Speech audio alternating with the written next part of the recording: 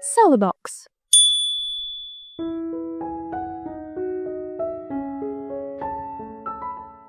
Si Eros Montrejos, kilala bilang isang matagumpay na businessman. Gwapo to at malakas ang dating, lalo na sa mga babae.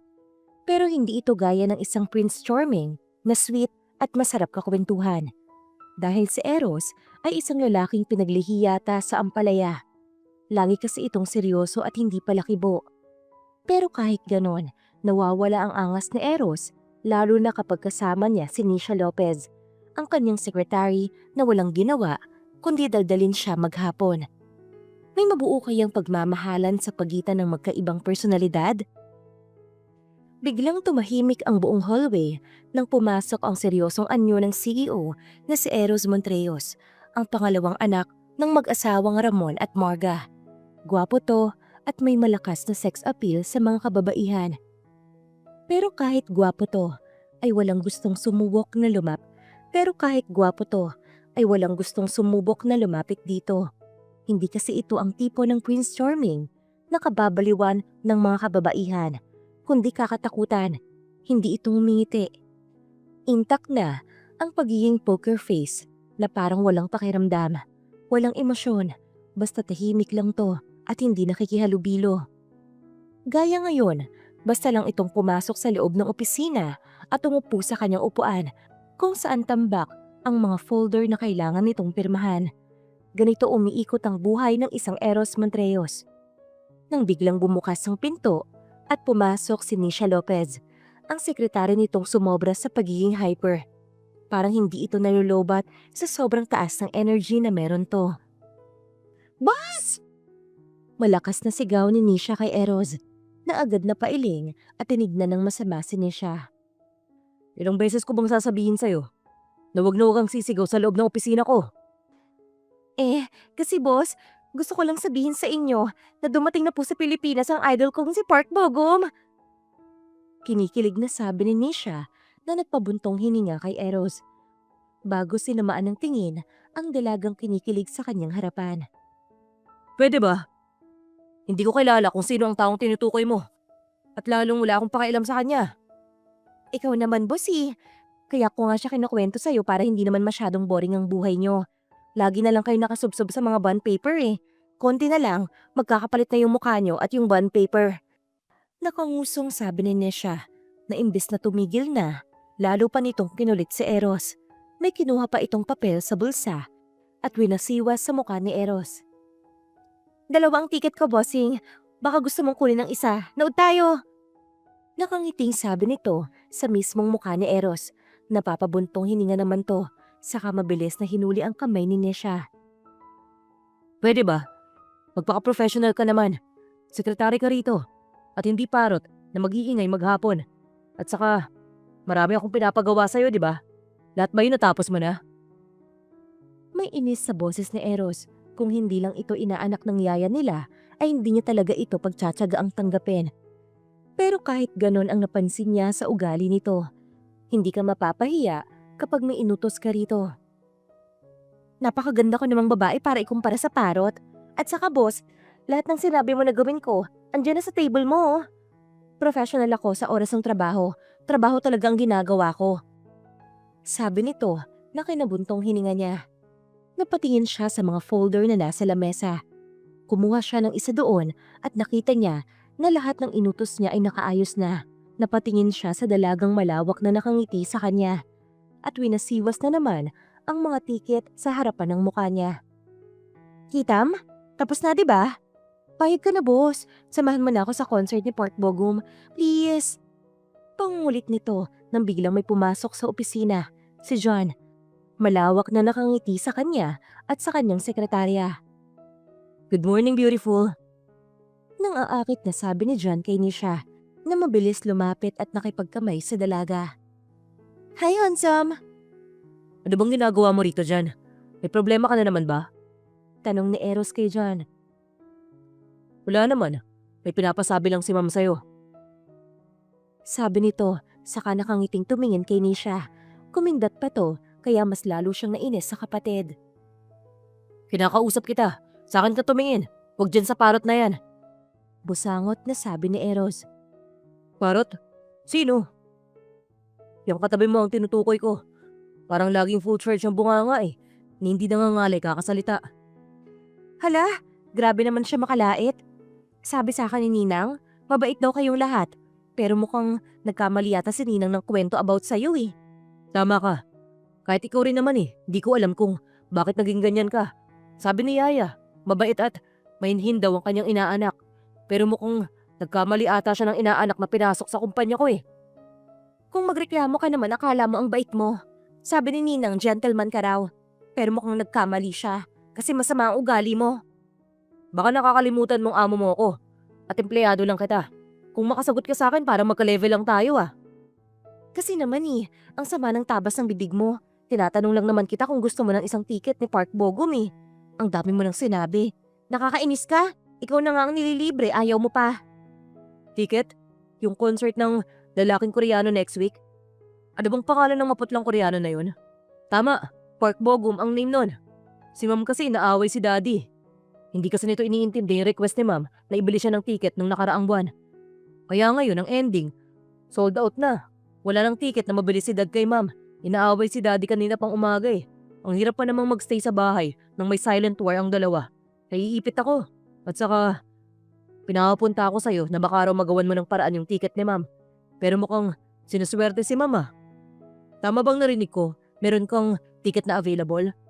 Oo, inaaya ko nga si Boss Bugnutin eh, kaso ayaw. Kung gusto mo, ibigay mo na lang kay Madam tong isang ticket. Naku, babayaran ko. Alam kong malang bili mo ng ticket na to eh. Wag na, ayos lang naman. Bigay lang sa akin yan ng ex ko nung nakaraan eh. Kaso nag-break na kami. Kaya ito, wala akong kasama. Kaya hayan, bigay mo na lang kay Madam. Sigurado ka? Oo. Sige, alis na ako ah. Boss, alis na ako. Tawagan mo na lang po ako kapag hindi ka na po masungit. Sabi nito, saka siya kinuwayan. Napailing siya sa ginawa nito. Habang abot tenga naman ang ngiti ni John.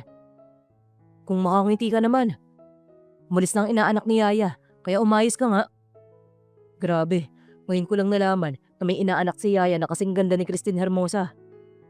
Maganda nga, mabubutas naman ang tenga mo sa ingay nun. Grabe kaya yung babaeng yun. Unang araw pa lang niya feeling close na sa akin eh. Parang hindi niya nga ako amo kung ituring. Parang barkada niya akong kausapin. Nakita mo naman kanina, 'di ba?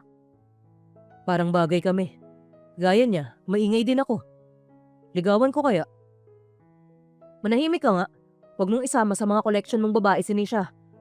Maingay lang siya, pero hindi niya deserve ang gaya mo. Wow, grabe siya sa akin. Kapatid mo ba talaga ako? Ani John, saka tumingin sa ticket na hawak niya. Ako na lang kaya ang sumama sa concert para mas makilala ko siya. Pag ginawa mo yan, isusumbong kita kay ma'am. Ewan ko sa'yo, baka kasi gusto mo si Nisha kaya ka nagkakaganyan. Pinagsasabi mo dyan, ayoko lang na ganyan umiikot ang buhay mo dyan. Matuto kang rumispeto sa babae. Hindi sa lahat ng pagkakataon, tama yung ginagawa mo. Baka pag dumating na ang babaeng para sa'yo, ikaw naman ang mahirapan. Hindi mangyayari sa isang John Montreyos ang sinasabi mo. Sabi mo eh. Hindi ka ba aalis? Halatang pinapalayas mo na ako ah. Oo sige na, alis na ako. Pero siya nga pala, pinapasabi ni ma'am, na uuwi daw sila ni dad pagkatapos ng concert kina Kuya Joko sa Ate City. Malapit na daw kasi mga anak sa Ate City. Talaga? Sige, sisikapin ko rin madalo si ate at kuya. Sabi niya, bago tuluyang lumabas ng opisina si John. Tahimik na nakaupo si Nisha sa table niya nang mapadaan sa harapan niya si John. Nakangiti ito sa kanya kaya nginitian din niya to. Alis na po kayo, sir? Depende kung gusto mong dito na lang muna ako. Wow, parang inaakit mo naman ako, sir eh. Bakit? Nakakakit ka ba? Tanong nito na inilingan niya. Hindi kasi talaga siya naaakit dito. Gwapo talaga to, moreno, at maganda ang mga mata. Pero wala talaga siyang nararamdamang kilig dito. Kung si Kuya Eros siguro ang kaharap mo, baka kanina ka pa kinikilig dyan. Mas pogi po kasi siya. Nahiya naman ako bigla sa sinabi mo. Gwapo rin kaya ako. Malakas din ang sex appeal ko kumpara kay Kuya. Totoo namang pong gwapo kay, pero mas gusto ko si sir. Oo na, sige na. Si Kuya na ang type mo. Kailangan talagang ipangalandakan. Sige na, alis na ako. Salamat nga pala sa ticket ha. Sabi nito, saka siya kinindatan. Nasa ganun silang sitwasyon nang bumukas ang pinto ng opisina at niluwa ang nakasimangot na si Eros. Masama ang tingin nito sa kanila, pero chill lang si John. Alis na ako kuya. Sa'yo rin beauty. Anito, sabay kindat muli sa kanya. Kilig na kilig ka naman. Nakasimangot na sabi ni Eros. Siyempre sir, Ewan ko sa'yo. Mag-ayos ka. May kailangan akong puntahan. kasama ako sir. Oo, kasama ka. Baka nakakalimutan mong sekretary kita. Siyempre sir, hindi ko po nakakalimutan. Nagulat lang talaga ako kasi ito ang unang pagkakataon na isasama niyo ko. Hindi ka pa kikilos? Heto na nga po eh, kunin ko lang po sandali yung bag ko at cellphone. Bilisan mo, iiwanan kita. Heto na nga po, nagmamadali na. Aniya, na mabilis sinilid sa bag ang cellphone. Paalis na sana siya sa table niya nang hindi sinasadyang matalisod siya sa upuan, dahilan para masubsob siya sa sahig. Aray! Daing niya. Mabilis naman siyang dinaluhan ni Eros para tanungin kung ayos lang ba to. Miss Lopez, ayos ka lang ba? May pag-aalala sa tinig ni Eros nang makita nito ang sakit sa mukha niya siya. Mataas pa naman ang takong ng sandals niya, kaya talagang nasaktan siya. Tinatanong kita, ayos ka lang ba Miss Lopez? Nako, hindi masakit. Masarap nga eh. May halong pang-aasar na sabi niya. Natural masakit. Nakita mo naman na sumubsob ako, di ba? Tatanungin mo pa ako kung ayos lang ako. Nangaasar ka ba? Nadisgrasya ka na maingay ka pa rin. Kaya mo bang tumayo? Tanong nito na agad niyang sinubukang tumayo pero bigla siyang nakaramdam ng kirot kaya bumakas yun sa mukha niya. Huwakan mo tong cellphone ko. Sagutin mo kapag may tumawag. Sabi nito, saka hinubad ang suit na suot at walang anong pinulupot sa palda niya at saka siya biglang binuhat. Ay kalabaw! Napatili niyang sabi nang buhatin siya ni Eros. Hala sir, bakit mo ko binuhat? Baka may makakita sa atin. Kaya mo lumakad? Tanong nito na inilingan niya. Hindi pala kaya tumahimik ka na lang. Ay kasi nakakahiya naman po eh. Mabigat po ako. Mabutit alam mong mabigat ka, kaya tumahimik ka na. Baka maisipan kong bitawan ka bigla eh. Seryosong sabi nito na kinasimangot niya. Kitang-kita niya ang mga mata ng ibang empleyado na nakatingin sa kanya. Halata sa mukha ng mga to ang pagkalito kung bakit siya buhat ni Eros. Pinagtitinginan po tayo, sir. So, ibabagsak na kita. Nagtatanong lang eh, napakasungit mo talaga. Nakangusong sabi niya bago inihilig na lang ang ulo sa malapad na dibdib ni Eros. Ninanamnam niya ang mabangong katawan nito dahilan para mapapikit siya. Ang bango mo, sir? Wala sa loob na sabi niya, saka mapungay na tinignan ang mukha nito. Doon niya mas lalong natignan ang napakagwapong mukha ni Eros. Napansin niya na malapit na sila sa exit ng building nang biglang may mga lalaking pumasok sa entrance ng building. Nanlalaki ang mga mata ni Nisha nang makilala kung sino ang mga pumapasok sa loob. Mga tauhan nito ng kanyang mga magulang. Huminto to sa tapat nila ni Eros, kaya kitang-kita niya ang pagkakulot ng mga noo nito. Magandang hapon po. Bati ng assistant ng kanyang ina. Yumuko pa ito sa kanila, kaya napakagatlabi siya at napasimangot. Binibini, narito ka lang po pala. Matagal ka nang hinahanap nila madam. Hindi maialis na Eros ang tingin sa mga lalaking nasa harapan niya. Napayuko ang mga ito, tanda ng paggalang, kaya mas lalo siyang napakunot noo sa pagtataka. Magsasalita sana siya nang maramdaman niya ang mga kamay ni Nisha na tinatapik siya, kaya napatingin siya sa mukha ng dalaga. Baba mo na ako. Himala, ang hina mo magsalita. Baba mo ako sabi. Sabi muli nito sa kanya nang biglang may matandang babae at lalaki ang tumayo sa harapan nila. Ibaba mo ang anak ko lalaki. Sabi ng matandang lalaki na nagpakunot ng noo niya kaya napatingin siya kay Nisha. Sumasenyas pa ito ng baba sa kanya. Kaya wala siyang nagawa kundi dahan-dahan itong ibaba. Pagkababa niya ay agad itong niyakap ng matandang ginang. Ang tagal ka naming hinanap, bata ka. Saan ka ba nagpunta? Nag-aalalang tinig ng matandang babae na nagpakunot sa noo niya. Napatingin siya kay Nisha na hindi siya magawang tignan. Kayo po ba ang magulang ni Miss Lopez? Oo kami nga, pero bakit buhat-buhat mo ang anak namin? Hindi naman lumpo ang anak ko ah. Dad, natisod po kasi ako kaya injured po ako. Ang lampa mo talaga. Pero ang lakas ng loob mong lumaya sa bahay. May bahid na galit na sabi nito. Maya-maya ay hinarap siya ng matandang lalaki at tinignan sa mga mata. Iuuwi ko na ang anak ko. Sabi ng ama ni Nesha. Maya-maya ay napatingin muli siya sa glass door na may pumasok na isang lalaki. Matangkad to, mistiso at gwapo. Hindi naman niya itatanggi na may itsura ang lalaki ngayon ay nasa harapan na niya. Brandon, nais kong ipakilala sa iyo ang unika iha ko. Si Nisha. Pagpapakilala ng ama sa lalaking nakatayo sa harapan nila. Kitang-kita niya ang pagsimangot ni Nesha. Nice to meet you. Nakilala rin kita sa wakas. At totoo nga na maganda ka gaya ng sabi ni Uncle Mike. Nakangiting sabi nito na sinuklian ni Nesha ng halatang peking ngiti. Hindi niya alam kung bakit ganito ito umasta. Hanggang sa napagtanto niya ang gusto ng mga magulang nito na maikasal ito sa lalaking nagngangalang Brandon. Matagal ko nang alam na maganda ako. Sabi ni Nesha kay Brandon, saka muling tinignan ang kamay nito. Hindi ako interesado na magpakasal gaya ng gusto ni Daddy. Sabi nito sa harapan mismo ng lalaki. Hindi nagkakalayo ang mga edad nila, pero tingin niya ay mas bata ito sa kanya. Gwapo rin to at halatang interesado ito kay Nesha. Umuwi na tayo, Nesha. Kailangan na mapag-usapan ang kasal niyo ni Brandon. Ayoko, ma'am. Uuwi ako ngayon. Pero hindi niyo ako mapipilit na pakasalan ang lalaking hindi ko naman mahal. Huwag mo kaming sagutin kung ayaw mo, Nisha. Sumunod ka sa akin. Ngayon na. Maotoridad na sabi ni Mike, ang ama nito. Si Mike Lopez ay kilala bilang isang businessman at saka ito dire-diretsyong lumakad palabas ng building niya.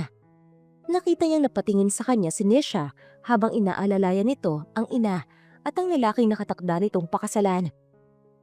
Gusto mo bang buhatin na kita para hindi ka na mahirapan? Sabi ni Brandon. Ayoko, mabigat ako. Sabi nito sa lalaking napangiti na lamang sa sinabi ng dalaga. Saglit nagtama muli ang mga mata nila nang dumaan ito sa harapan niya. Nang wala na ito sa paningin niya, napansin niya ang kamay niyang mariing nakakuyom. Napansin din niya ang ilang mga empleyado na nakatingin sa gawin niya at nagbubulungan. Alam niyang maski ang mga ito ay hindi makapaniwala na ang sekretary na nagtatrabaho sa kanilang kumpanya ay ang nag-iisang anak pala ng kilalang artist sa Pilipinas na si Mike Lopez. Hindi kumikibo si Nesha habang sinesermonan siya ng kanyang ama. Ganito ito kapag nagagalit. Kung siya ay hindi nauubusan ng kwento, ito naman ay ganun din. Hindi rin ito nauubusan ng sasabihin, lalo na kapag mainit ang ulo nito. Hindi ko na palalampasin ang ginawa mong to. Hindi ka na nahiya sa mga Montreyos. Nagtatrabaho ka bilang sekretary ni Eros. Anong ginagawa mo nun? Dad, maayos ako nagtatrabaho sa kanila. Huwag kang mag-alala dahil hindi ako napahiya kahit kailan pagdating sa trabaho ko.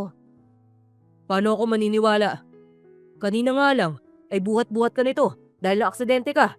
Bukod roon, wala kang alam sa pagtatrabaho. Kaya paano mo nagawang magtrabaho ng ilang buwan sa mga Montreyos? Dad, anak mo ko. Wala ka bang tiwala sa kakayahan ko? I know na matigas ang ulo ko pero alam ko ang responsibility ko. Alam mo palang responsibilidad mo. Pero bakit tinatakbuhan mo si Brandon nang araw na ipakilala namin siya sa'yo? Gustong gusto ka niya at willing siyang pakasalan ka. Pres, kung willing siya, ako naman ayoko. Wala nga siyang dating sa paningin ko eh.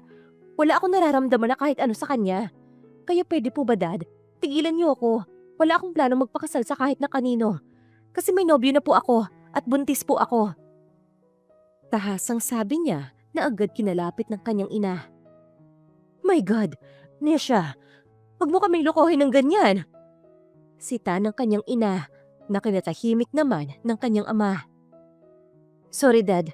Hindi ako magpapakasal sa Brandon na yon.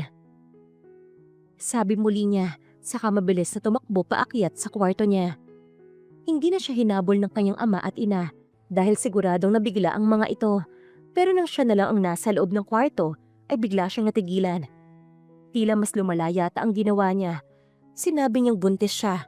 Nataranta siyang hinagilap ang bag niya nang mapansin niya ang hawak niyang cellphone. Patay! Nadala ko ang cellphone ni Sir. Bulong niya na may biglang pumasok sa isip niya. Kilala niya ang kanyang ama. Maya-maya lang ay nagwawala na ito kaya kailangan niyang makaalis sa bahay nila. Nagulat lang ito kanina kaya hindi agad nakareact sa sinabi niya. Pero ngayon, anumang oras, aakyatin na siya ng kanyang ama at siguradong yari na siya. Kumuha agad siya ng isang backpack sa kanyang cabinet at nilagay doon ang isang pirasong damit at underwear at ilang pirasong mahalagang gamit. Saka siya dahan-dahan na lumabas ng kwarto at doon niya narinig ang daddy niya at mommy na nagtatalo. Pinagpatuloy niya ang pagbaba ng hagdan dahil busy ang mga ito sa pagtatalo. Nang makababa siya, ay umikot siya sa kusina at nagtungo sa likuran kung saan may pinto palabas ng mansyon. Nagmamadali siyang lumabas at tumakbo patungo sa gate kung saan nakita niya ang isang gwardya na busy sa pakikipag-usap sa telepono. Kaya madali niyang nabuksan ang maliit na gate. Nang makalabas siya, ay mabilis siyang tumakbo palayo. Nakakaramdam na siya ng matinding pananakit ng paa. Kaya iika-ika na siya habang tumatakbo. Napatingin siya sa kanyang cellphone at nakita niyang malapit na ang taxi na nabook niya kanina bago tumakas. Nang makarating ito, ay agad niyang sinabi na sa Montreuos building siya ibaba. Sigurado kasi siya na naroon pa rin si Eros dahil lagi itong hating gabing umuuwi. At tama nga siya, pagpasok pa lang niya ng building, ay sinabi na agad sa kanya ng guard na nasa itaas pa si Eros. Agad siyang nagtungo doon at agad siyang pumasok. "Boss!" Sigaw na naman ni Nisha, dahilan para mapaigtad si Eros. Dam Nisha, ano ka ba? Sigaw din ni Eros sa kanya, pero natigilan to at agad na palapit sa kanya. Bakit ko umiiyak? May masakit ba sa'yo? May nangyari bang hindi maganda sa'yo? Kasi, ang sakit ng paa ko eh. Tapos sabi ni Daddy, kailangan ko raw magpakasal kay Brandon. Ayoko nga dun sa taong yun eh. Umaatungal na sabi niya. Yung iyak niya, hindi simpleng iyak, para na siyang bata na nagmamaktol nang makakita ng kakampi. Pero biglang napatigil siya sa pag-iyak nang walang sabing binuhat siya ni Eros at inupo sa lamesa. Hinawakan agad nito ang paa niya at banayad na pinisel. Aray! Dahan-dahan! At saka nakakahiya naman, madumi ang paa ko. Aniya, naakma niyang hihilahin pero tinignan siya nito ng masama. Alam mo naman na injured ang paa mo eh. Lumakad ka pa nang wala man lang sapin sa paa. Tumakas nga eh, malamang wala talaga akong suot na kahit anong sapin. Di ka talaga nagpapatalo, no? Bakit hindi mo na lang sinabi sa kanila na ayaw mo sa lalaking yun? Sigurado naman ako na maiintindihan ka ng daddy mo eh. Hindi ka sure. Mas kilala ko ang daddy ko. Mapapapayag ko lang siya na hindi ako magpapakasal sa lalaking yon kapag may pinakilala akong boyfriend at ama ng pinagbubuntis ko. Aniya, na kinalaki ng mata ni Eros. Buntis ka? Doon sa ex-boyfriend mo? Wala akong ex at hindi pa nga ako nagkaka-boyfriend eh. Pero sinabi mo kanina na ex mo ang nagbigay sa'yo ng ticket, di ba? Hindi totoo yun. Binili ko talaga yung ticket na yun para ayain ka na sumama sa akin. Bakit mo naman kailangan gawin yun? Ang hina mo talaga, boss. Hindi ba halata? Gusto kita. Kaso hindi mo naman ako pinapansin eh. Lagi kang nakasimangot. Para kang ampalaya na lukot palagi ang kilay. Hindi ka rin ngumingit eh, kala mo naman. Pinaglihis sama ng loob. Pero ewan ko, bakit ikaw pa ang nagustuhan ko? Ang dami naman diyang iba eh. Hindi ako nakikipagbiruan sa'yo ah. Hindi rin ako nakikipagbiruan sa'yo, Eros. Anong tinawag mo sa akin? Ang hina mo na nga, bingi ka pa. Tinawag kita sa pangalan mo, Eros. Napatitig ng walang kurap si Eros sa dalagang kaharap. Tinawag siya nito sa pangalan lang. Pero nakakapagtaka, may kakaiba sa paraan ng pagtawag ni Nisha sa pangalan niya. Bukod doon, mas naguluhan siya nang bigla itong umamin sa kanya. Dahilan para magsikip ang dibdib ni Eros. Masyado kasing mabilis ang tibok ng puso niya at ramdam na ramdam niya ang galabog nito sa dibdib niya. Grabe ka, nagtapat lang ako sa'yo. Tapos ganyan na yung reaksyon mo? Maganda naman ako ah, kaya parang nakaka-disappoint naman yung reaksyon mo. Nagulat lang ako. Hindi ko inaasahan yung sinabi mo. Gusto mo bang mas magulat pa? Bakit? May mas nakakagulat pa ba? Plano kong sabihin kay Daddy na ikaw ang boyfriend ko at ama ng anak ko. Nababaliw ka na ba? Bakit mo ako tinuturo? Bakit hindi ka maghanap ng ibang lalaki na papayag sa kalokohan mo? Wala akong makita na ibang lalaki na papasa sa standard ni Daddy. Pero kung ikaw ang ituturo ko, siguradong hindi na ako magdadalawang salita. Kaya please, pumayag ka na. Ayoko. Hindi ako papayag sa gusto mo. May diing sabi niya. Nasa ganun silang sitwasyon nang may kumatok sa pinto ng opisina. Napatingin siya kay Nisha na tila nawala ng kulay. Dahan-dahang bumukas ang pinto at doon nila nakita ang ama ni Nisha. Madilim ang muka habang nakatunghay sa kanila. Nasa likod din nito ang ina at si Brandon at ilang mga tauhan. Dad? Mahinang sabi ni Nisha. Saka dahan-dahan na lumapit kay Eros at pumunta sa likod niya. Humawak pa ito sa kamay niya at doon niya naramdaman ang panginginig ng kamay ng dalaga. Magandang gabi sa'yo, Mr. Eros. Pasensya ka na kung naistorbo ka nitong anak ko. Iuwi ko na siya. Pasensya ka na ulit. Mahinahong sabi ng kanyang ama sa kanya, saka ito lumakad para puntahan si Nisha. Sa likod niya, naramdaman na naman niya ang mariing pagpisil ni Nisha sa kamay niya. Kaya napapikit siya at napabuntong hininga na napatingin sa kanyang likuran. Nakita niyang namumula ang mata ni Nisha at umiiling na tila sinasabing ayaw nitong sumama sa magulang nito. Dad, hindi ako sasama sa'yo. Dito lang ako kay Eros. Hindi ko ba nahihiya sa sinasabi mo? Kasama natin ang lalaking papakasalan mo. Hindi ako magpapakasal kay Brandon. Kay Eros ako magpapakasal. Sabi nito sa kanya, dahilan para mapailing si Eros. Kitang-kita naman niya ang matinding pagkagulat sa mukha ng kanyang ama na patingin to sa kanya. Kayo ba ng anak ko? May diing tanong nito sa kanya. Hindi niya alam kung ano ang sasabihin pero kusang tumango ang ulo niya. Bilang pagsang-ayon, napatingin to sa asawa at kay Brandon. Kita niya ang matalim na tingin ni Brandon sa kanya bago mabilis na tumalikod at iwan sila.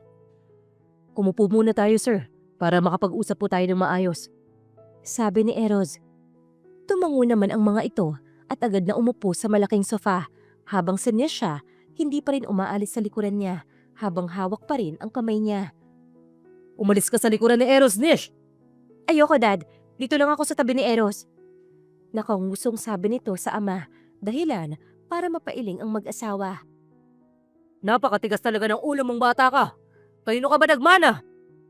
Malamang, sa'yo nagmana ang anak mo. Masyado akong mabait kaya imposibleng sa akin. Sabi ng asawa nito na kinailing ni Mike.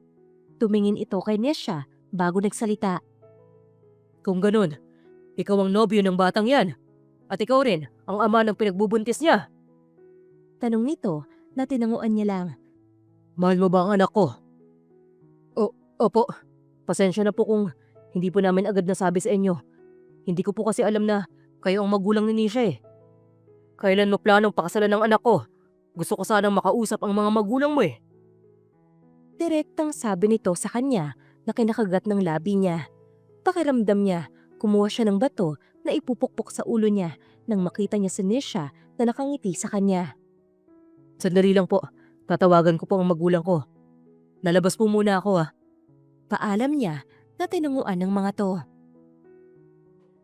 Napatingin si Nisha sa pinto na nilabasan ni Eros. Gusto niya itong sundan dahil baka bigla itong tumakas. Aaminin niya, ito ang unang lalaki na nagustuhan niya.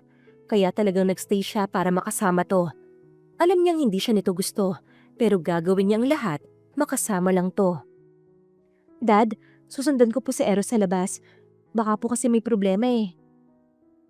Paalam niya sa ama na agad namang tumango. Mabilis siyang lumabas sa pinto at nakita niya ang nakatalikod na si Eros. May kausap ito sa cellphone. Kitang-kita niya kung paano tumango-tango si Eros sa kausap habang binabana nito ang cellphone. Pagbaba ng tawag nito ay agad siyang nakita ni Eros. Lumapit ito sa kanya at hinawakan siya sa balikat. Nisha, gusto kitang tulungan. Pero tingin ko, sumobra ka na eh. Pinapatawag na ng daddy mo ang mga magulang ko. Paano na lang ang gagawin ko kung magkasundo ang mga ito na ipakasal tayo sa isa't isa? Ayos lang naman sa akin. Gusto naman talaga kita eh. Pero hindi kita mahal, Nisha. At wala sa plano ko ang makasal kahit kanino. May diing sabi nito sa kanya na kinayuko niya. Alam niyang mali ang ginawa niya. Pinipilit niya si Eros kahit ayaw nito. Pasensya ka na ha? Nahihiyang sabi niya. Ilang minuto rin silang tahimik at hindi nagkikibuan hanggang sa may narinig silang mga yabag ng sapatos at takong palapit sa kinaroroonan nila. Maya-maya lang ay may natanaw siyang 4 na tao. Nakilala niya ang isa dahil ito ay si John, ang bunsong kapatid ni Eros. May kasama itong sopistikadang babae at 2 maedad na tingin niya ay mga magulang ni Eros. Bumilis bigla ang tibok ng puso niya. Ramdam na ramdam niya ang kaba na baka magalit ang mga ito sa kanya. Pero hindi ganun ang nangyari. Pagkakita pa lang ng mga ito sa kanya ay malawak na ngiti kaagad ang nakita niya sa mga labi ng mga ito. "Ikaw ba ang bumihag sa puso ng anak naming ito, iha?" Tanong ni Marga sa hinawakan ng mahigpit ang kamay niya. "Ako ang mami ni Eros at ito naman ang asawa ko. Sila naman si Zambrea at John. Wala dito ang panganay namin na si Jocos eh. Medyo hirap kasi ang asawa nito ngayon sa pagbubuntis sa 3 nilang anak, kaya hindi talaga siya pwede. Kaya kami nilang muna talaga." "Ako naman po si Nisha at saka ayos lang naman po. Ako nga po ang dapat na humingi ng pasensya sa inyo eh dahil naabala ko po kayo." "Ayos lang. Tayo na. Excited na akong makita ang parents mo." Sinasabi ko na nga ba eh. Imbis na tumutol kayo, mukhang mas excited pa kayo na kami ang magkatuluyan. Ganito ang ginawa niyo noon kina Kuya at Ate City noon. Sabi nito na tinawanan lang ng mga kapatid nito sa likuran. Tara na nga sa loob, Ma'am, Dad. Nasa loob ng opisina ko ang mga magulang ni Nisha. Aya ni Eros sa mga magulang nito na agad tumango. Akala niya di bitawan na ng ginang ang kamay niya pero nagkamali siya dahil habang naglalakad sila ay hawak-hawak pa rin ito ang kamay niya. Pagpasok nila sa opisina ay agad na patingin ang ama ni Nisha sa kamay niya at kamay ng mama ni Eros. Dahil doon, biglang lumambot ang mukha ng daddy niya at agad na pangiti. Alam niyang natuwa ang daddy niya nang makitang tila tanggap siya ng pamilya ni Eros. Kahit siya rin naman ay masaya dahil tingin niya ay gusto siya ng mga ito. Magandang gabi sa inyo. Ako nga po pala ang ama ni Nisha, Mike Lopez. At ito naman ang asawa kong si Jessa Lopez. Nakangiting pakilala nito sa mga magulang ni Eros. "Naku balae, huwag ka naman masyadong formal," sabi ni Marga na tinawanan ng lahat. Napatingin si Nisha kay Eros. Kita niya na hindi ito masaya. Pero kahit ganon, hindi ito nagpakita ng kabastusan sa pamilya niya. 1 linggo na ang lumipas. Kalat na ang nalalapit nilang kasal. Mukhang mas excited pa nga ang daddy niya dahil mas marami pang invitation ang pinamigay nito. Hindi na rin siya natuloy sa concert dahil laging busy na siya kakasama kay Eros.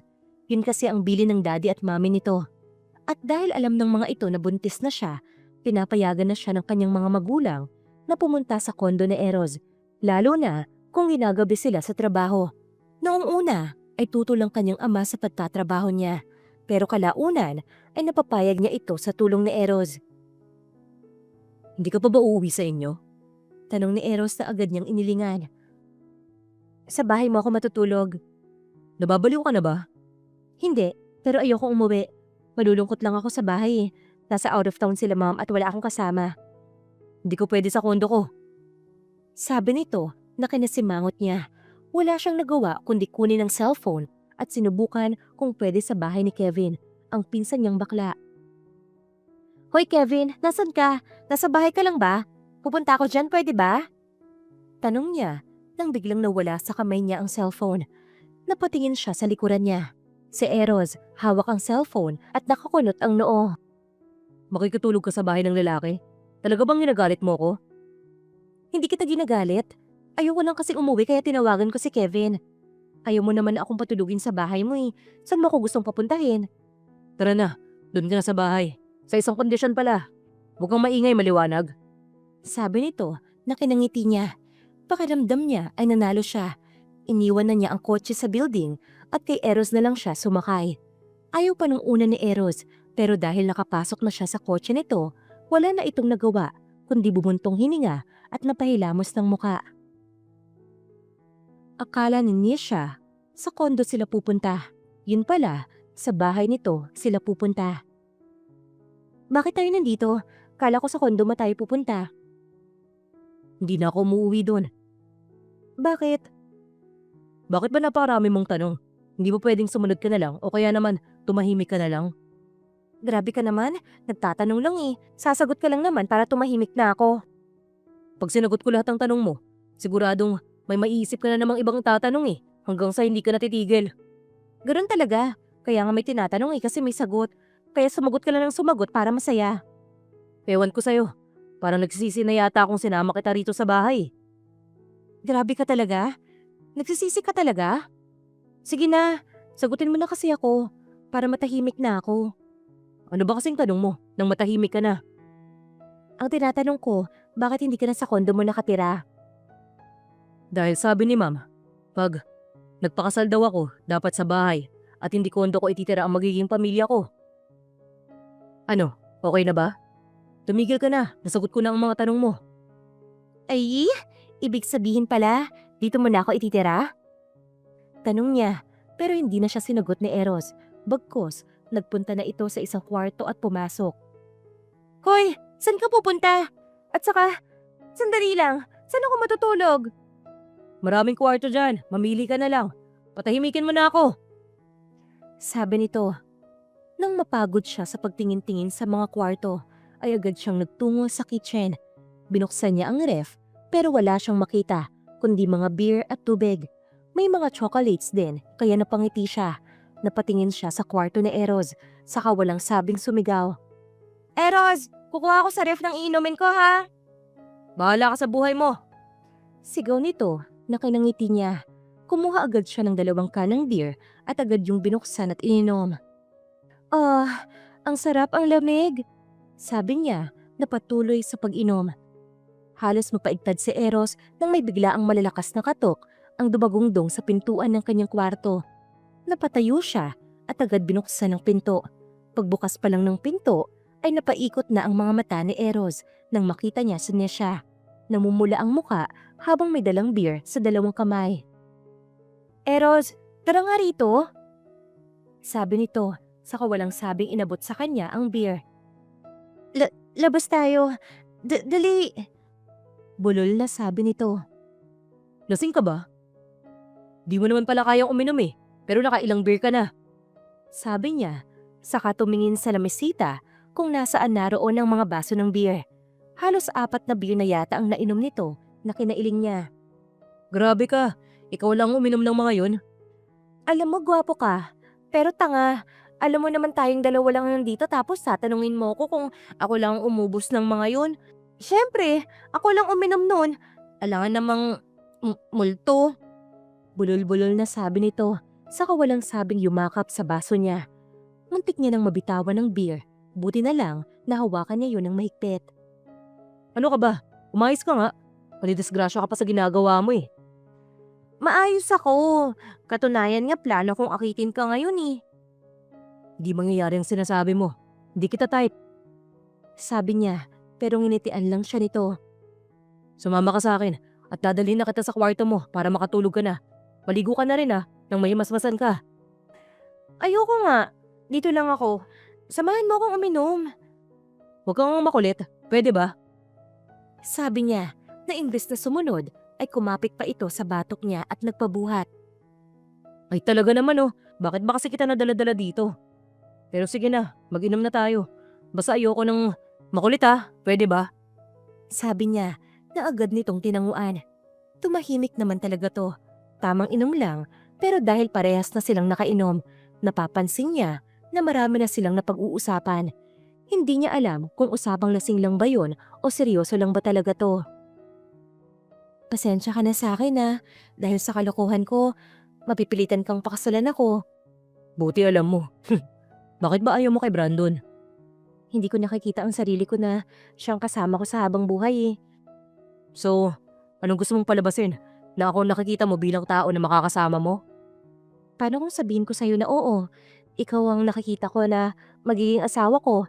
Noon pa man ikaw na ang gusto ko. Maniniwala ka ba? Lasing ka na kung ano-ano nang sinasabi mo. Bakit? Kilala mo na ba ako? Tanong niya na agad nitong tinanguan. Humisi rin ito at dahan-dahan na lumapit pagapang sa kanya. Sa sahig kasi sila nag-inom, kaya madali lang ito nagapangin siya na parang bata. Anong gagawin mo? Di mo ako kilala, pero ikaw, kilala ko. Nakita kita noon lumalakad na parang slow motion sa isang bar. Nakasimangot ka noon at walang pakialam sa mga bar girl na umaakit sa'yo. Umiinom ka lang mag-isa tapos lahat ng babae sinusungitan mo. That time, nakuha mo na ang atensyon ko. Mas lalo mo pang nakuha ang atensyon ko nung magtama ang mga mata natin noon.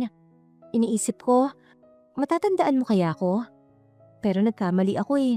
Nilapitan kasi kita noon kinabukasan. Pero gaya ng iba, nireject mo ko. Hanggang sa lumayas ako sa amin at nakita ko na hiring kayo. Tapos nakiusap ako sa kapatid ng maid namin. Sinabi ko na ipasok niya ako bilang sekretary mo at magpapanggap kami na magninang kaya nakapasok ako. Ang saya nun, pero hindi mo ako pinapansin. Lalo ka pang nagsusungit, lagi mo akong pinapagalitan. Kahit na kinukulit lang kita, hindi kang humingiti, wala kang ekspresyon. Hanggang sa naisip kong gumawa ng paraan para mapalapit sa'yo. Bumili ako ng ticket, pero useless lang kasi ayaw mo, kaya hindi natuloy. Mahabang sabi ni Nisha na nagpatulala sa kanya. Hindi siya makapaniwala sa narinig mula dito. Matagal na siya nitong gusto, pero bakit hindi niya matandaan ang sinasabi ng dalaga? Ganun ba talaga kaboring ang buhay niya? Siguro? Hindi ka naniniwala, no? Bulol na sabi ni Nisha, dahilan para mapatingin siya sa mukha ng dalaga. Malamlam na ang mga mata nito at sobra na rin ang pula. Halata na rin dito ang matinding pagkalasing hanggang sa bigla na lang itong bumagsak sa may hita niya. Nisha! Hoy! Gumising ka! Huwag ka rito matulog! Doon ka sa kwarto! Sabi niya, sa kanya ito niyugyug ng mahina. Pero kahit anong gising niya, ay tulog na to. Kaya naman binuhat niya ito at dinala sa isang bakanteng kwarto. Dahan-dahan niya itong nilapag sa kama, pero nang aalis na siya at tatayo, ay mahigpit na kumapit si Nisha sa batok niya. Nisha! Alis na ako! Bumitaw ka na! Sabi niya, pero imbes na bumitaw to sa batok niya, ay malalambot na labi ni Nisha ang lumapit sa labi niya. Nanlaki ang mga mata ni Eros at tila nawala ang lasing niya. Napatitig din siya sa nakapikit nitong mga mata. Naalimpungatan si Nisha nang may maramdaman siyang mabigat na bagay sa kanyang sikmura. Dilat niya ang mga mata niya at may nakita siyang braso na nakapulupot sa bewang niya. Kaya naman, dahan-dahan niyang tinignan ng lalaking nagmamay-ari ng kamay. Nanlaki ang mga mata niya nang makitang himbing na himbing si Eros sa tabi niya. Nasa ganun siyang sitwasyon nang makita niyang dahan-dahan na dumidilat ang mga mata ni Eros. Dahilan para magkagulatan sila at sabay mapatayo. Napatingin siya kay Eros at napansin niya na umiiwas ito ng tingin. Sobra ba akong nalasing kagabi? Wala akong matandaan eh. Sa susunod, huwag ka nang iinom. Nababaliw ka. Teka, bakit? Anong ginawa ko kagabi? May nakakaya ba akong ginawa? Kahihiyan ba? Oo, marami kang ginawang kahihiyan kagabi. Kaya huwag mo lang uliting uminom nang hindi mo ako kasama. Baka mamaya, sa iba mo pagawin yung ginawa mo sa akin kagabi. Sabi nito, nakinagat ang labi. Pilit niyang iniisip kung ano ba ang ginawa niya kagabi kay Eros. Tumayo ka na dyan. Sumakit tuloy balikat ko sa'yo eh. Ano ba kasi ang napapanaginipan mo at ayaw mong bitawan ng braso ko? Talaga? Ginawa ko yun? Niloloko mo lang yata ako eh. Bakit ko naman gagawin yun? Alam kong sasabihin mo yan, kaya nag-video ako.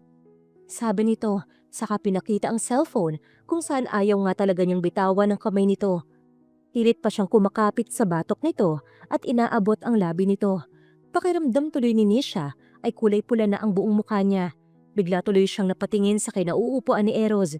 Pero gaya niya, di na rin ito makatingin ng maayos sa kanya. May nangyari ba? I mean, nahalikan ba kita kagabi? Nahihiya niyang tanong. Pakiramdam niya, gusto na ng katawan niyang magpalamon sa lupa. Ha? Ano? Ewan ko. Lasing na rin ako kagabi, kaya hindi ko na maalala. Sabi nito, saka biglang tumayo at nagmamadaling lumabas ng kwarto. Bigla tuloy siyang napasabunot sa sarili at pilit na inaalala ang nangyari kagabi. Hanggang sa biglang may nag-sink in sa isip niya, nakita niya ang kanyang alaala na nakalapat ang labi niya sa labi nito, dahilan para mapatakip siya ng kanyang labi. Naghalikan nga kami. Ay! Nakakahiya ka, Nisha! Sabi niya sa sarili, saka dahan-dahang tumayo sa kama. Inayos niya ang sarili at saka pa simpleng sumilip sa labas ng kwarto. Nakita niya ito na busy sa pagluluto sa kusina, kaya dahan-dahan siyang lumapit dito. Bukod ba sa kiss kagabi, may iba pa ba akong ginawa sa'yo? O baka may sinabi ba ako sa'yo? Wala nga akong matandaan. Pagsisinungaling ni Eros. Kumain na lang tayo. May pasok pa tayo eh. Tahimik na sabi nito na tinanguan niya. Matapos nilang kumain, ay mabilis na nag-ayos si Eros. Walang nakikibuan sa kanila. Tahimik lang kahit hanggang sa makarating sila sa Montreyos Building. Lumipas ang maghapon na puro lang sila pakiramdaman. Nasa ganong pag-iisip si Nisha nang marinig niya ang tawag ng isang katrabaho niya, si Jacob. Nish, pwede ba kitang maaya ng dinner party? Tayo-tayo lang naman. Sabi nito na ang tinutukoy ay ang kanilang mga kasamahan na nakaupo at kumakaway sa kanya. Oo nga Nisha, sumama ka na. Matatapos na ang taon na hindi ka man lang namin nakakasama sa mga dinner ng team. Sabi ng isang babae na si Yona. Mabuti na siguro ang ganito, magliwaliw muna siya. Tutal, naiilang siyang pumunta sa bahay ni Eros at umuwi sa kanila. Kaya ngumiti siya at tumango. At gaya nga ng usapan, uwian na. Nakahanda na ang lahat nang biglang lumapit sa kanila si Eros at hinawakan siya sa balikat at kinabig palapit dito. Hindi pwedeng uminom ng alak ang fiancé ko. Sabi ni Eros na kinalaki ng mga mata niya. Napatitig siya rito pero hindi man lang siya nito tinapunan ng tingin basta nakahawak ito sa balikat niya. Pero sir, dinner party lang po yun eh. Konting inom at kasiyahan lang. Sabi ni Jacob na sinamaan ng tingin ni Eros. Hindi nga siya sasama. May diing sabi ni Eros saka mabilis na bumalik sa opisina nito. Napatingin siya sa mga katrabaho niya, mga natahimik ang mga to kaya nagpaalam siya sandali. Sandali lang ha, kakausapin ko lang si Eros. Sabi niya, saka ngumiti. Tumango naman ang mga ito kaya umalis siya at sumunod kay Eros. Pagpasok niya, nakatalikod ito sa table niya kaya lumapit siya. Eros, bakit mo naman ginawa yun? Mga katrabaho ko yun, mga empleyado mo. Dapat nakikisama ka sa kanila, hindi yung lagi kang mainit sa kanila. Ngumiti ka naman, wag puro istriktong boss ang nakikita nila sa'yo. Kung ayaw mo akong sumama mag-isa sa kanila, edi samahan mo ako. Alam mo na alam ng lahat, nabuntis ka tapos magiinom ka. Wala naman akong planong uminom eh. Ano ka ba? Gusto kong pakisamahan ang mga empleyado mo. Wala akong iuutos sa pakisamahan mo sila. At saka, kung gusto mo lang pala na pakisamahan sila, sana hindi ka nalang nagpanggap sa mga magulang mo na buntis ka. At ako ang ama. Sana sinabi mo na lang sa kanila na mas gusto mo humawak ng kumpanya at makisama sa mga empleyado. Kaya wala kang planong magpakasal sa kahit sinong lalaki. At higit sa lahat, huwag mo kong pakialaman kung paano ko i-handle ang mga empleyado ko. At huwag mo akong pilitin ngumiti dahil hindi naman kita kailangan para sumaya ang buhay ko. Kaya ko maging masaya. Sa totoo lang, bigla akong napaisip eh. Bakit ko ba kailangan magpanggap na nobyo mo para pakasalan ka? Malakas na sabi ni Eros sa kanya na nagpatulo ng luha niya. Anong kasalanan ko sa'yo? Ha? Bakit kailangan mo akong tratuhin ng ganito? Sinabi ko lang naman na pakasamahan mo ang mga empleyado mo dahil yun ang tama. Bakit mo ako kailangang saktan ng ganito? Umiiyak na sabi niya. Saka walang sabing tinalikuran niya si Eros. Pero sa kanyang paglabas, nakita niya ang kanyang ama. Madilim ang muka at tila narinig ang lahat ng kanilang pinag-usapan. Mabilis itong pumasok sa loob ng opisina dahilan para mapatayo si Eros. Mabilis na patayo si Eros nang makita ang magulang ni Nisha na mabilis na lumapit sa kanya at bigla siyang suntukin sa pisngi. Nakita rin niya ang kanyang mga magulang na halatang nadismaya ang muka sa kanya. Kung dahil sa anak ko, kaya ka lang napipilitan na pakasalan siya, tumututol na ako. Hindi ako papayag na tratuhin mo ang nag-iisa kong anak na parang isang basura. Sabi ng kanyang ama. Sabay tinignan si Nisha. At ikaw bata ka, bakit mo hinahayaan na ganyanin ka ng gagong yan? Hindi kita pinalaki para isiksik mo ang sarili mo sa isang lalaki. Sinabi ko naman sa'yo na mahalaga na ikaw ang mas mahal ng lalaki kaysa ikaw ang mas matinding nagmamahal. Ayusin mo na ang mga gamit mo. Hindi na ako papayag na magtagal ka pa rito. Balae, baka pwedeng pag-usapan to. Gustong gusto ko talaga itong si Nisha. Pasensya ka na, Mrs. Montreyos. Babae ang anak ko. May pera rin kami. higit kahit kanino man. Kaya kong bigyan ng sariling negosyo ang anak ko at kaya ko siyang ipakasal sa lalaking mas kaya siyang pahalagahan kaysa sa anak niyo. May galit na sabi ng ama ni Nisha na mabilis lumapit kay Nisha at kinuha ang kamay nito. Nakayuko lang ito, hindi tumitingin sa kanya. Nang tuluyan ng mawala sa paningin niya ang mga ito, ay mabilis na lumapit sa kanya si Marga at hinampas siya ng malakas sa dibdib. Loko-loko ka talagang bata ka. Bakit mo ginawa yun kay Nisha, ha? Kinukwento niya sa akin kung gaano kanya nagugustuhan noon, kung paanong hindi niya alam kung bakit mahal ka niya. Tapos gaganunin mo lang siya? Nakaka-disappoint ka, Eros. Sabi ng kanyang ina na agad siyang tinalikuran. Napatingin siya sa kanyang ama at naiiling na lang itong tinapik siya sa balikat bago tuluyang sumunod kay Marga. Nang makaalis na ang mga ito, ay napaupo na lang siya sa swivel chair niya at napapasabunot sa sarili niyang buhok. Mag-isa lang din siyang umuwi sa bahay. Nilibot niya ang paningin at nakita niya ang kalat nila kagabi. Napatingin din siya sa lababo kung saan nakalagay ang ilang mga plato na pinagkainan niya at pinagpulutan. Bakit parang may mali? Bakit parang ang lungkot ng bahay na to? Isang araw lang naman nagstay si Nisha. Pero bakit parang mas masayang nandito siya kesa wala? Mahinang sabi niya sa sarili, saka walang sabing lumabas at sumakay sa kotse. Nasa isip ni Eros na kailangan niyang makausap si Nisha. Kailangan siyang makahingi ng tawad. Ngayon lang niya napagtanto na mahalaga sa kanya ang dalaga. Pero pagdating niya sa malaking mansyon ng mga Lopez, nakita niya si Brandon na mahigpit na niyakap si Nisha. Hindi naman ito tumutol, pero kababakasan ito ng matinding lungkot. Napakuyom naman ang kamao niya nang makita niya ang ganong senaryo ng dalawa. Hinatid ni Nisha si Brandon sa labas ng bahay dahil sa utos ng kanyang daddy. Wala siyang lakas para makipagtalo sa ama. Siguro nga talagang alam ng mga magulang kung sino ang taong mas tamang makasama niya. Kaya hindi na siya tumutol nang sinabi ng kanyang ama na bibisitahin siya ni Brandon kanina. Hindi niya inaasahan na yayakapin siya ni Brandon kaya napapiklag siya. Pero hindi naman niya yon tinulak. Bagkus, nginitian niya ito. Nasa ganun siyang sitwasyon nang may makita siyang anino na palapit sa kinaroroonan niya. Pagtingala niya, nakita niya si Eros. Pinaglilipat-lipat nito ang tingin sa kanila ni Brandon. Pero imbis na lumayo siya rito, hinawakan niya ang kamay nito dahilan para maramdaman niya ang matinding pagkagulat. Mag-usap tayo ni siya. Mahinahong sabi ni Eros pero masama naman ang tinatapon nitong tingin kay Brandon. Wala na tayong dapat pag-usapan. Meron. Gusto kong humingi ng tawad sa'yo. Ngayon ko lang nalaman na mahalaga ka sa akin. Sabi nito na inilingan niya. Hindi ka na mahalaga sa akin. Tama na ang sinabi mo kanina. Bakit ko ipipilit ang sarili ko sa'yo? Mag-usap tayo. Sandali lang, pakiusap. Pagsusumamo nito, hinawakan naman ni Brandon ang kamay niya at saka siya muling binulungan. Gusto kita, alam mo yan. Pero kung gaya niya, napipilitan ka lang rin, mas mabuti pang mag-usap na kayo. Baka may hindi lang kayo pagkakaintindihan. Nang sabihin niyo nito, mabilis itong umalis at iniwan silang dalawa. Dahan-dahan namang lumapit sa kanya si Eros at hinawakan ang kamay niya, pero agad din niya itong binawi.